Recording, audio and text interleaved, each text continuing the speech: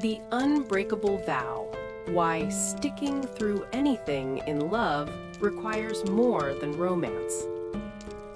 The modern romantic landscape, particularly within the American cultural sphere, is often characterized by a paradox, an insatiable desire for forever, coupled with an alarming rate of relationship dissolution. We are saturated with media narratives celebrating the initial sparks, the grand gestures, and the intoxicating rush of new love. Yet we are given far fewer practical roadmaps for navigating the inevitable turbulence that follows. This is precisely why a video like "The One Thing That Makes Love Stick Through Anything" resonates so deeply. It offers a vital corrective to the prevailing, often superficial view of romance, positing that the true foundation of enduring love is not a feeling, but a deliberate, often difficult, commitment to a shared, evolving identity.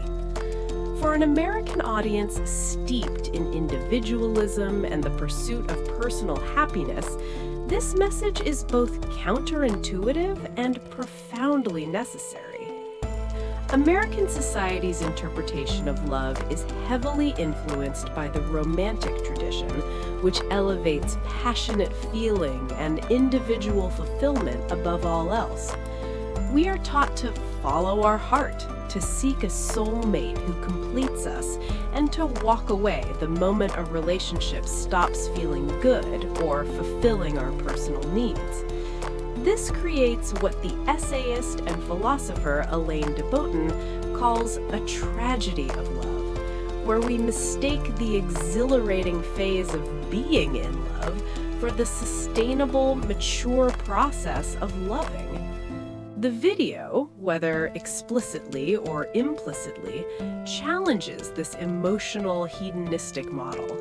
It suggests that the one thing is not better sex, more exciting dates, or complete emotional alignment, but rather an unyielding, perhaps even stoic commitment to the relationship as an entity separate from, yet encompassing, the two individuals.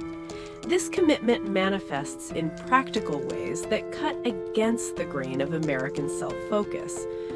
Firstly, it demands an extraordinary level of radical acceptance. The video likely discusses the moment the idealization of a partner inevitably shatters, the realization that the person you married is flawed, irritating, and perhaps fundamentally different from the idealized projection you fell in love with.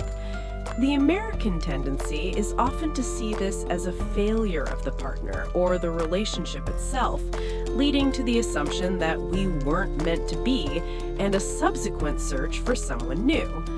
The enduring relationship, however, sees this moment as the true beginning. Sticking through anything means accepting the partner's deepest flaws without trying to fix or change them, understanding that their imperfections are inseparable from their whole self.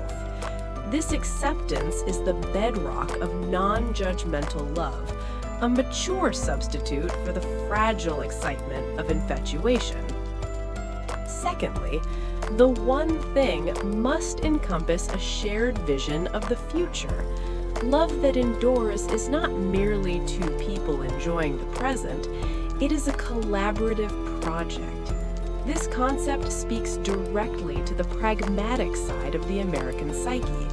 The commitment isn't just about weathering emotional storms, it's about navigating financial pressures, career changes, the immense challenge of parenting, and the inevitable decay of health and youth.